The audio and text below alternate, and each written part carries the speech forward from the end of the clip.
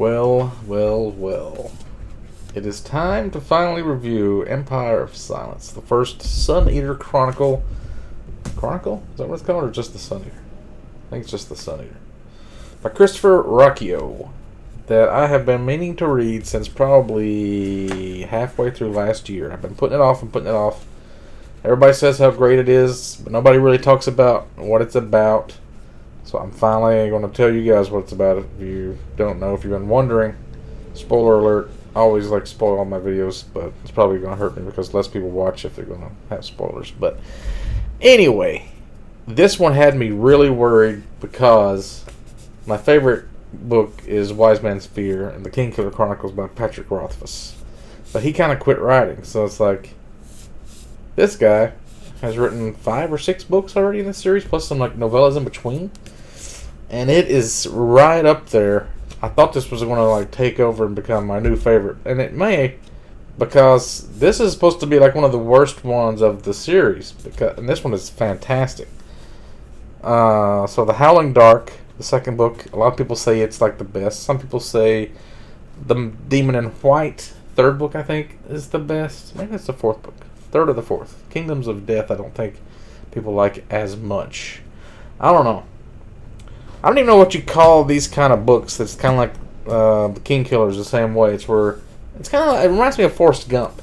The main character, he goes from like situation to situation to situation. Like Forrest Gump, he starts out, he plays high school football, and then he goes to the military, right? And then he goes to do the shrimping boat thing. Then he does the running across America. The different. I don't even know how to, like, chapters in his life, sort of. Kingkiller was the same way. He went through starting out young, and then his parents get killed by the Chandria. What are they called? And then he goes to this poor stage where he's like broke, and then he goes to the magic college kind of stage, and then like on and on and on. This one kind of follows the same thing. That's why people say this is like Name of the Wind in Space, because he starts out. I've already said before in the last video, I think, about how good characters... You don't want to use this cheat where you give the character too much money and he's got the ability to kind of do anything he wants because you made him a rich person. This one, he starts out as rich, and then he gets knocked on his ass, and all of it gets taken away from him. So he's the son of a lord, which is kind of like the guy, a king of a planet, pretty much. And the world is fantastic because it's like all these layers. Like there's this religion aspect to it because this is in the future. Mankind is spread throughout the galaxy, and Earth has kind of gone away. I don't know if it's like everybody on Earth died or they don't remember where it is or something like that, but Earth has kind of become God. So they talk about Earth when they're using curse words or whatever, like they'll say by Earth or for the love of Earth or whatever like that. And there's one part where they said something about like there's this mythological planet where these people are supposed to be, and they said, oh, that's just like a myth. And then another one said, yeah, just like Earth though, like it doesn't make sense for it to be real, but we still believe it's out there somewhere. Like, really weird way to think of a planet that people, they knew everybody came from Earth because they're Earthlings, and they have all these like memories of things like throughout our history or whatever. It's really cool. But then you got the Chantry, which is like the Catholic Church of this religion that worships Earth, and they're like pretty evil, and they have all the power. They have all like the nuclear atomics that can like wipe out a planet crackers and kind of shit like that. And they have like these inquisitors, and they're pretty like, it's like the Inquisition. It's like they're evil.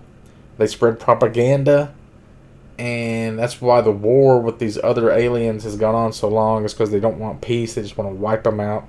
And Hadrian Marlowe, he kind of is on the side of, like, we should be talking to him. He knows a bunch of languages. He knows like 8 languages. He knows like the enemy aliens' language because he's been studying it when he was a child and everything. And they had this scholar, they call it Scholiast, is teaching him all these different things, and like has him read all these books, and he knows all these quotes from famous people.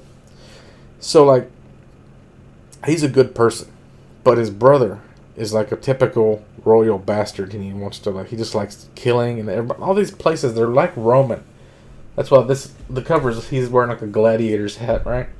Because they have the Colosseum, they call it Colosso, where they have gladiators that are kind of like, they don't want them to die because they've shown that they're good fighters, so they give them all these like energy shield type things, or their armor, it kind of just stuns them and it kind of freezes them in place, and they can't be killed because their armor's so good. But the other people, the Myrmidons, are the people that the gladiators fight against. And they usually just kill the Myrmidons. But, so, the main reason his father dislikes him in the beginning is because he was watching one of these Colosseum fights, and his brother was going to fight in it, and he didn't want to see any more violence, and he walks away, and it made his family look bad because he's like, just because he walked away from not watching a Colosseum fight with gladiators and stuff. So his father says, I'm going to make your brother take over, and he kicks him out of his house, and he sells him to the Chantry, and he says, you're going to be an Inquisitor, and we'll send you off to the religious school to be an Inquisitor for the Chantry or whatever. And he doesn't want to do that. He wants to be a scholar like the guy who taught him all these languages, and that guy's more like his father to him. So he makes a deal with his mother, who is actually more powerful than his father, because she's like over like several planets or something, I forgot what they call it. And she makes a deal to send him away to the place where you become a scholar secretly. So he's gonna it's going to take 13 years to get there, I think, right? And he's going to be on a spaceship and they're going to freeze him. And he doesn't know if he can trust these people that he's getting on the spaceship with, but he assumes he can because his mother did everything for him and everything. And then he just wakes up and it's not 13 years later, it's 35 years later. And he's on a totally different planet than where he was going to. And he's like in a back alley of some shit town, and it's fucking hot because the planet has a giant red sun on it. And he has no money. He had like 20,000 Imperial credits that he smuggled out from his rich family, and all he has is like this ring that has his DNA on it and his deeds, and like proves that he's like a nobleman, and it proves that he's a palatine. They have all these. They have like the plebes and the patricians and the palatines. So patrician is like a merchant class that the palatines say, oh, you're worthy, and they raise them up to a patrician class, and they kind of have some kind of like nobility, but not really. The palatines are like they're genetically enhanced to be taller and stronger, and they resist disease. It's kind of like their family blood goes back to the old Avalonian or something, like King Arthur type shit. I don't even know how to explain it. But there's so many layers, like you don't even know what all this is all really about, because this book just gives you like the intro to it. So 35 years later, like he's been in cryostasis, so his brother is now going to be like older than he is. His father has probably been looking for him for like 35 years, and he probably knows that he's like snuck off to some other planet. He doesn't know where the crew was that his mother had paid. They're gone. The ship's gone. He goes to the dock. Everything's gone. He doesn't know what happened. But he finally finds out that the ship was, like, found and towed in or something like that. And usually, like, when they have passengers that are in cryostasis, they'll just dump them on a planet when they find a ship because they want to have the value of the ship as salvage. They don't want to, like, deal with the people, or they don't want to just kill them. They just dump them in an alley. It's pretty common. But they never really explain like what happens to his ship, because at the end of the book you still don't know. So you're still wondering about that. You're still wondering about his family and what they still have been doing and what's going on back there. So at this point on, all of that's just kind of in the back of your mind, so as an extra layer of like. And this is one of those books where he gets choices where his life could branch off in one direction or another, and he makes all these decisions, and he's not overpowered at all. He's like not a good fighter. He gets his ass kicked a lot. But he doesn't know how to sword fight because he grew up palatine, so he ends up joining the Myrmidons and becoming a gladiator. And this is like another like section of Forrest Gump stuff where now I'm going to be a gladiator. I'm going to try to get some money because he's flat broke for like 2 years or something, just wandering around begging for food and barely surviving. So he makes friends with the Myrmidons, and he kind of helps them survive and not just get wiped out. And they start like defeating the gladiators and becoming kind of famous as like people that are good fighters and they don't just die. They have to do like some upset fights. It's really awesome. So then he ends up being recruited at some point. He has to like reveal his Palatinus. He's been keeping it a secret to this guy who's the lord of that planet, and that guy kind of takes him under his wing, and he makes him the tutor for his kids because they need to learn all these languages that he knows. And secretly, you find out later, his father had been planning on him marrying his daughter, and he would become like the king of this planet after he dies. But this is one of those choices where he doesn't like this girl because she's kind of an idiot otherwise, and he likes this other girl named Valka that he meets that is like an alien archaeologist. And she's been studying these ruins. Now, this is wild. This is my favorite scene of the book. He's kind of like having this on-off relationship with her. Like, they haven't, like, said anything to each other. Like, they like each other. But they kind of been meeting together. And then he goes to her room one night where they're supposed to have a meeting. And he finds, like, a male hooker in her room. And he's like, what's going on? Who's this guy? And she's like, oh, I'm sorry about that. Just get out of here, hooker. I forgot we had a meeting. And she's just, like, dismisses this prostitute that she was fucking. And then they sit down and they start talking about aliens, and they discover, like, this is so wild, and all this is just kind of secondary, and then they're just starting talking about these ruins and how they're similar to these other ruins on these other 2 or 3 planets, and the people that built them were ancient, and they're not like the aliens that they've been fighting, the Pale, the demons, or whatever they call them. They were some other kind of aliens called the Quiet. They call them that because there's no artifacts, there's no explanation of who they were or how they built these. They think they may be related to the aliens that exist on this planet. They're not really like sentient aliens. They have like this singing kind of harmonization kind of thing, but they kind of used as slaves, and they're like sea creatures, so they kind of use them to like fish and like round up fish. So they're like the only like intelligent aliens that they've ever discovered in all this history of the universe is the Pale. These kind of demonic white aliens with these horns, and they don't really know like where they're from or how many they are. They just kind of like move from place to place, and sometimes they'll attack each other on this front. You don't really know. So the Quiet, they figured out, they're like 500,000 years old, and the whole religion of Earth thing is that humans were the first beings to go into space and start colonizing space. That's why they think that they're superior to the Pale, and they have this war and everything. But this theory she's come up with is like these aliens that built these temples and all these kind of weird structures are like so old, they would have been first to colonize space because they're on multiple planets, which is a heresy. It would go against the church. If the church finds out that they're saying this, they would be executed and killed. So there's all this wild tension. Like this whole book, the whole way through, it's good from start to finish. There's no slow parts. There's no like boring shit. The only bad thing I think is like towards the end, they capture some of these Pale aliens, and they start like torturing them and like doing questioning them and stuff. That kind of didn't really like the questions they were asking. There's so many interesting things with these aliens. They're like cannibals, or not cannibals. They eat humans, but they don't eat each other, or maybe they do if they're desperate or something like that. And they don't really ask them about their religion or talk about like how the human religion would work. They don't try to like explain their culture to each other. They just kind of like, where are you at, or how can we kill you? They just want to like fight them and end the war. They don't really like want to try to understand them. And it just kind of, I don't know. There's a lot of like back and forth between Valka is turning off the lights because she has this neural lace. She's from another type of humans, by the way, that's totally different from everybody else. That kind of like, there's this whole other kind of like backstory layer to like the extrasolarians. There's these people that like don't live on planets that are around a sun. They live on like planets that are in between stars, like in the darkness between stars. So like I don't even know how that would work. They don't live around the sun. They're called extrasolarians. And there's like her group of people are like technical. They like have all this technology that the Chantry is against because so many hundreds of thousands of years ago or something, there was like this AI uprising or something with like robots or technology got out of hand, and they eschewed technology except for the group that Valka comes from.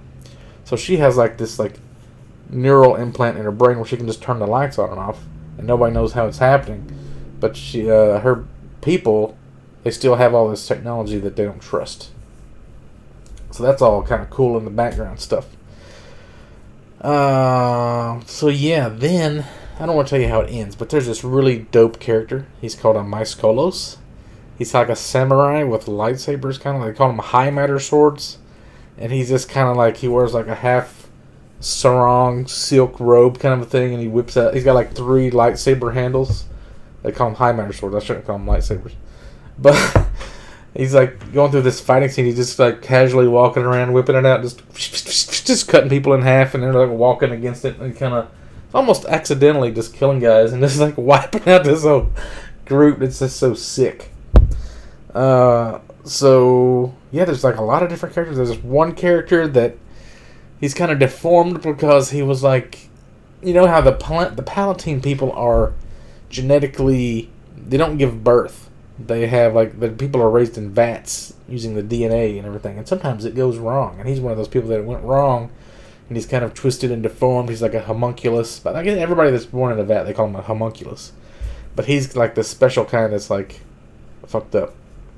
And he works for the Chantry, and he's totally evil. And Adrian has to just fucking kill him at one point because he challenges him to a duel so he doesn't get in trouble, but he kind of gets in trouble anyway because his mother is also like one of the really big wigs with the Chantry. A lot of like tension, a lot of like shit can go wrong all the time, and it's like you're always worried like what if he does the wrong thing, and then what if he just like. He says this. What if he loses that ring with his DNA? He does. I think he lost the ring with the DNA. He can't find it again. I don't know.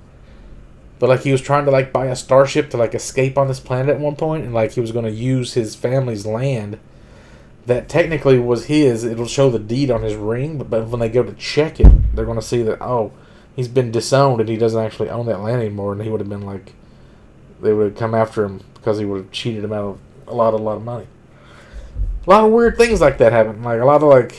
Close calls and a lot of crazy situations. It's great. And this is supposed to be the worst book. This fucking book is awesome. So if the second book and the third book are better than this, holy shit, it might be better than King Killer. And they have a new champion coming up.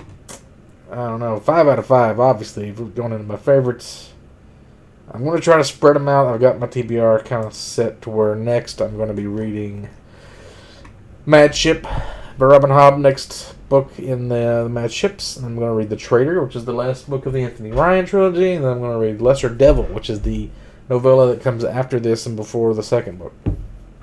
Then I'll read The Magician King, which is the second book in the Lev Grossman Magician series. And I'll read Empire of the Damned, because that's at my mom's house. They shipped it to the wrong house, so I'm going to go get that when I go visit pretty soon, because it's mushroom season. I've been finding some mushrooms. I'm going to go to my mom's, take her some mushrooms, get my book, and then I'll read that one. And then I'll read book 2, The Howling Dark, which is up there, I think. Yep. And then Will of the Many. It was right there. I don't think I moved it. I'll read that one after that, because that's more like a Roman type theme. So The Traitor is kind of like a religious kind of a thing. I'm trying to like spread them out, like a Robin Hobb, and then an Empire, then Robin of Hobb. What am I saying?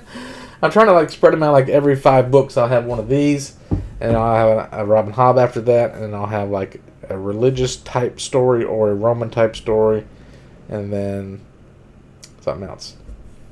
So I've got a rotation going. And after Will of the Many, I'll have Ship of Destiny, which is the 3rd Robin Hobb, and then I'll probably do Justice of Kings, and then Pillars of the Earth, which is another kind of like historical fiction that's kind of religious. And then Queen Amid Ashes after that, which is the one that's after Howling Dark in this series, another novella. And then I'll probably do Warbreaker by Brandon Sanderson, because that's Cosmere. I need to catch up on my Cosmere. And then The Magician Land, which is the last book in the Lev Grossman Magician series, and I'll have that one finished. And then I'll do Tyranny of Faith, which is after Justice of Kings, so I'll have that duology done. And then I'll do Demon in White, book 3 of this. See, I'm spreading it out. Then I'll probably do Well of Ascension, Mistborn book 2, and then I'll try to finish Mistborn sometime. And that's kind of my plans for up until like the end of May, maybe. April, May. No, it'll probably be like June. It's going to take me. It's been taking me a lot longer to read all these books than it did last year. So I've still got a lot more after that planned this year, but I don't know if I'm going to be able to get at all of them, because going to the gym and having a full-time job and then doing stuff outside, and I'm just reading less because my buddy from Kyrgyzstan is fucking with me all the time. talk to me about crazy stuff. He's probably going to be moving back pretty soon. So, I don't know. Yeah. That is the plans. Where is my off button?